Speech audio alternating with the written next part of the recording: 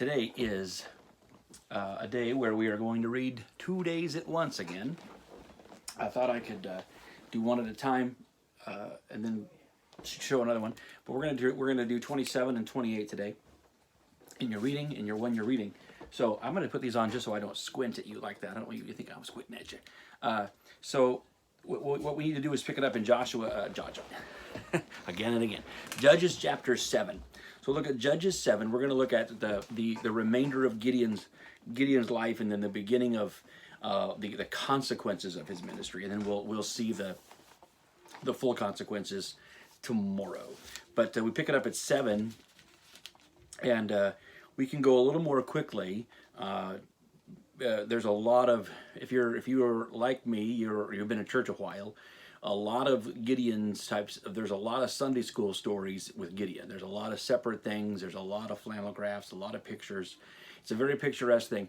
A couple of things to note again is, once again, notice the presence, notice the effect of the Lord having a judge use unusual means to rout victory. So what we're going to see here is Gideon has this massive army that he's rallied, and the Lord says that's too big. If you win with this number, people will take credit instead of giving credit to Yahweh. And so here he says, first of all, he says, everybody who is afraid, leave. And 2/3 of the army says, that's it, we're out of here. Now I thought to myself, gosh, what a leadership consideration there. I mean, is on one hand, you could say as a leader, there's probably more people with you who are afraid. I mean, they did show up. They suited up. They were going to fight. They were afraid. You could say as a leader, there's probably more people are probably more afraid than I realize. Even though they're here, they're probably afraid. On one hand, so as far as empathy. On the other hand, you might take a little harder view and say, don't bring fear with you on the battlefield.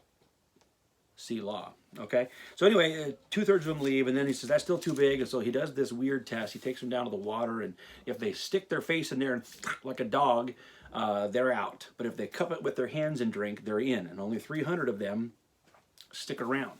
There is no textual reason for this. It's not repeated. It's not even seen.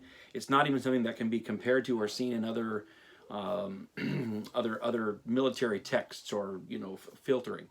The only person that I saw say anything recognize that it's possible that it's more of a, you could argue that the people who bring the water up and do this are practicing a little bit more of being alert than sticking their head in the water. Or it could be the word dog. The word dog is a bad thing. I don't know. That's really not the important part. The important part is whoosh, whoosh, and the fact that it is a little bit arbitrary leans toward this is about God. This isn't about the Lord saying choose the tallest, the strongest, the smartest people and go to war with them. It is literally everybody afraid. Okay, and then after that it's this seemingly arbitrary. Okay, whoever's next, I'll take them. The goal is to see the significance of Yahweh in the battle and not the significance or the strength of the army. Okay, get that? So this is about Yahweh. So we're going to feel this as we go through. The Lord is God. This is the Lord's battle. The Lord's going to get the victory. Okay, then the battle plan is they go at night and they surround them into groups of 100 apiece. And what's interesting is Gideon gives them this command, and at first it might seem a little bit innocuous, but he says well, you're supposed to shout for Gideon and for the Lord, or for the Lord and for Gideon. Why was it supposed to be for Gideon? Why is Gideon's name brought up in there? That might seem like not a big deal to you and me, but this is brand new. No one's personal name has ever been shouted in victory. They never said, "Hey, let's do this for Moses. Let's do this for Josh. Let's win one for the Gipper." Nope, never. That hasn't happened yet. But now Gideon introduces himself in here. Now, listen to this. Now, this is a guy. The story begins with a guy who is insecure, and he's totally insecure and hiding. And as the story progresses, Gideon becomes larger and larger in his own eyes. which tells you this, that insecurity is just pride. It is a consumption with self. Fear and insecurity is just a consumption with yourself. Anyway, so we don't. Again, if I wander off, I'll wander off too far. But let's just stay with it. So he has this plan. They're gonna notice the uniqueness of the instruments. So we have 300 guys, and what weapons do they have against this massive horde? They got clay pots, torches, and a trumpet. Holy smoking Joe. So they smash the trumpets. They smash the pots and blow the trumpets. And if you can imagine, if they're surrounding them, 300 of these things, that's going to create an incredible noise, and it would sound like bombs going off and then trumpets going off. It is psychologically, it was a good move. And then the Lord throws these armies into terror, and they turn on themselves, and they kill themselves, and they kill one another, and so there's a great victory there. And then it sounds like Gideon. It doesn't seem like the Lord tells him to, but regardless, he summons apparently what appears to be all the army that he sent away. He calls them back to fight. Then he calls for the Ephraimites to fight, and they go and fight over here, and Gideon fights over here, and the Ephraimites say, "Hey, why didn't you?" They come back and say, "Hey, why didn't you include us to begin with?" And they're all upset. Again, you can see the seeds of real division and conflict among the tribes. Gideon answers wisely, not theologically. He doesn't say, "Hey, the Lord told me to do this." He smoothly says, "Hey, what's my victory compared to yours? You guys are the big guys here." And they go off. And now, and that sounds like he's just being smooth, but it's possible that he'd said that, but then it kind of stuck with him, and that he might have actually felt a bit slighted, because then he rallies these 300 and he goes after it. He's going to go pursue. He's blessed God. He's going to go get his own bad guys. So he goes after these other bad guys, and on the way to chasing them, he goes by these other towns that are under Israelite dominion and asks them for help, and they refuse. They refuse in interesting ways. One of your passage might say, "Do you have the hands of your enemy?" And cutting off the hands was the way to count the dead. So they refuse to help them, and he threatens to come back and to deal with them harshly for not helping him. And there's no reason for that. This is the first time that we hear this kind of thing. Deborah scolded people, but we don't have any sort of threat of martial discipline, and so what is that? Martial punishment? What's that called? Martial punishment? Anyway, so none of that. So then, when he does this in 8, after he defeats these kings, he comes back and he goes to Succoth, and he gets the 77 elders and punishes them. He punishes them with desert thorns and briars. That was actually a form of torture. It wasn't just like spank. It could have been just like a really, really devastating act of torture, but it often was a slow means of execution. Execution through being whipped with thorn bushes. Or it could have just been really, really, really bad, humiliating, debilitating torture. But this is the first time. Israel, ape has killed ape. Sorry for the Planet Ape reference there. But this is not supposed to happen.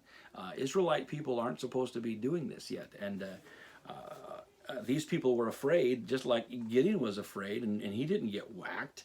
The Lord was merciful towards Gideon's fear, but he has no mercy toward anybody else's concerns here, because they won't help. Then he goes and executes others. He pulls down the tower of Peniel and killed all the men of that town. That's wrong. Then he kills these kings, and then verse 22 is a shift, and the Israelites say to Gideon, "Rule over us, you, your son, and your grandson." What's that? That's a dynasty. They don't use the word king yet, but they're wanting one. That's the idea, is, hey, why don't you just set up a dynasty of your family and you guys be the boss? And Gideon wisely or allegedly or righteously says, "I will not rule over you. The Lord will rule over you." This is the Lord's thing. He's still saying that. But then he says, "But why don't each of you give me an earring of your plunder now?" And that was actually a token. The armies that they captured would have had gold earrings. They would have worn gold earrings. It would have been a part of their gig. The Israelites wouldn't have done that. but it was a token. It was a token of tribute. It was a token of tribute to Gideon. So he said, "I'm not going to be your king, but you can give me tribute." What? Come on, bro. What's up with that? So he gives the, they give him tribute. He collects this massive thing. What is it? What was it? 1,700 shekels, which is of about 43 pounds of gold. And he makes this ephod. Now, an ephod was what a priest wore in seeking the will of God. But eventually, it also, in this case, this thing probably actually became like it was either held an idol, but even by itself, maybe it was draped over a wooden thing, or draped over even a statue of a man, this ephod. And eventually and he puts this golden ephod back up at the place where his daddy had the idols to Baal and to Ashtoreth. So he tears those down at the beginning of the story, and at the end of the story we have Gideon putting up his own altar to himself. And all Israel prostituted themselves by worshiping it there, and it became a snare to Gideon and his family. So the idolatry, they replace one idol with another. See how this thing starts cycling down here. Then Gideon dies. Let's see. Gideon, the son of Joash, died at a good old age and was buried in the tomb. And they had peace after during Gideon's lifetime. The land had peace for 40 years. That is right. You might want to underline that in verse 28. The land had peace for 40 years. Sayonara, shalom. That's it. The infection of violence and idolatry and discord, there won't be peace again in their history like this. Not in the season of the Judges.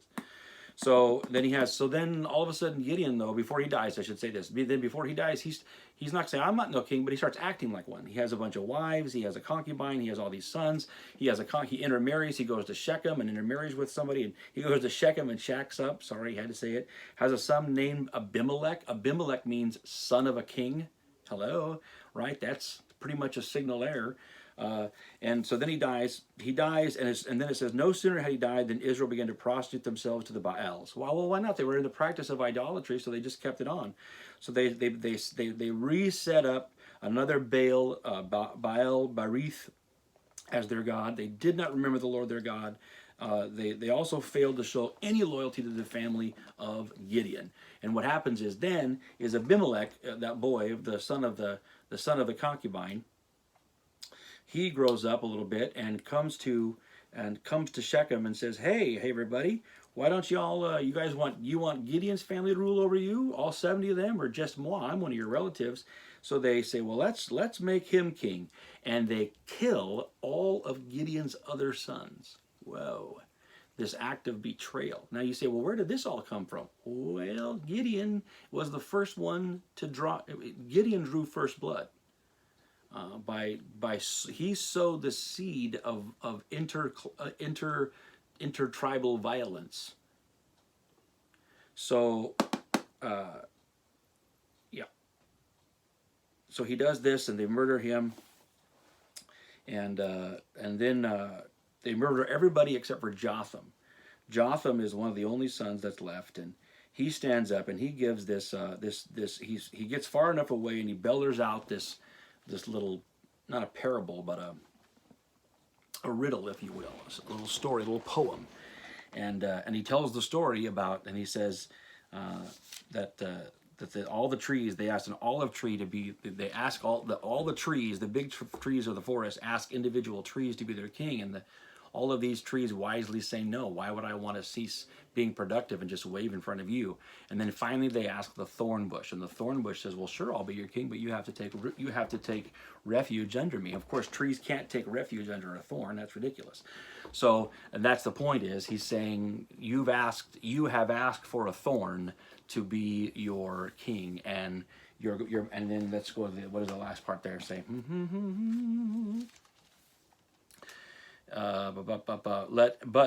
Let fire come out and consume the cedars of Lebanon. So here's the deal. And so the last thing he says is, but if let fire come out of Abimelech and consume you, citizens of Shechem and Beth Millo. Let fire come out from you, the citizens of Shechem and Belo, and consume Abimelech. Let you guys be let the havoc and the betrayal and the violence that you've sown come back on you. And then he flees the scene, and then to be continued. So Jotham has picked a prophetic fight with his deceptive with his brother Abimelech, who's not there's not a king yet, but Abimelech has basically said, hey, make me the boss. He hasn't the Spirit of the Lord. There's no mention of the Spirit of the Lord doing any of this. This is not about righteousness. Things have gone sideways and south at the same time in the book of Judges. We told you it was going to get bad, and it's getting bad. So there's a once, and it's actually everything kind of the whole story of Gideon. Everything ends up the way it was when it started: idolatry, immorality, but now it's worse. Now there is interclan violence and bloodshed. Blah. No bueno. All right, let's go to the book of Luke today. This is Luke is still telling us the story of the Passion of Jesus. And again, it's familiar enough to us, having just finished Passion Week, that we don't need to do it exegetically or exegesis through each portion. But do pay attention to a couple of things that Luke tells us about in this text.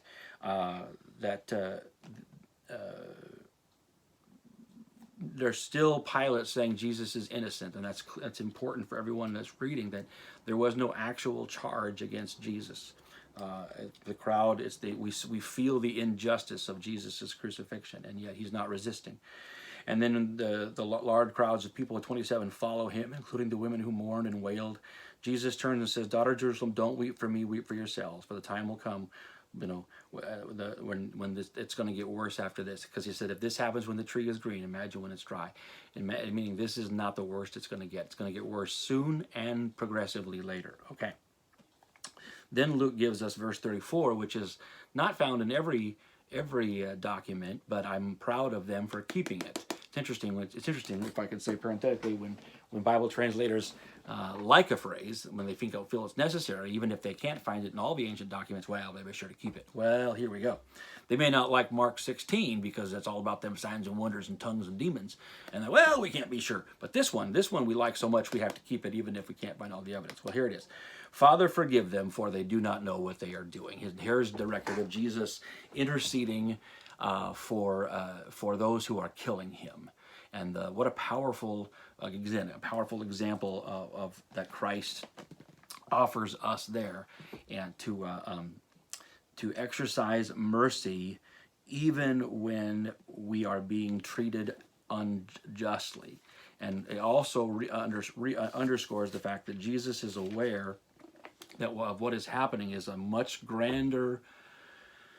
What his whole life and mission is much larger than how an individual human being is treating him in particular. So that's a good message for all of us. Live larger, live with the perspective of God, and be quick to exercise mercy even when people are mistreating you. I want to close with just the Proverbs of the day, okay? Proverbs 14:9 says, "Fools mock at making amends for sin, but goodwill is found among the upright." Fools mock at making amends for sin. That means fools mock at the idea of not only of feeling guilty or making anything right. You'll hear it's foolish to say, well, what's the big deal? What did I do wrong? I don't have to make it up. Everybody else has done something wrong. When it is foolish to reject the idea that we should not make things right with others, that we shouldn't own up to our own sin and find a way to make it right with others. That's the fool says not to do that. He said, but the upright, there's peace there, there's goodness there. Let me just make sure I get it right. But goodwill is found among the upright. What does that mean? When I take ownership of my own sin and my guilt, and I seek to make amends, what I'm actually doing is I am setting in motion goodwill. Instead of allowing sin to fester and cause destruction, if I'll take ownership and I will act to make it right, I am sowing and setting in motion goodwill. That's good stuff right there, friends. All right. Good enough for today. A little bit shorter than normal, but 2 days worth in less time than 1 day. Not too bad. Not too bad. All right. The Lord bless you and keep you, cause his face to shine upon you. May the Lord anoint you today to be pleasing to him and powerful for him. Be filled with the Spirit.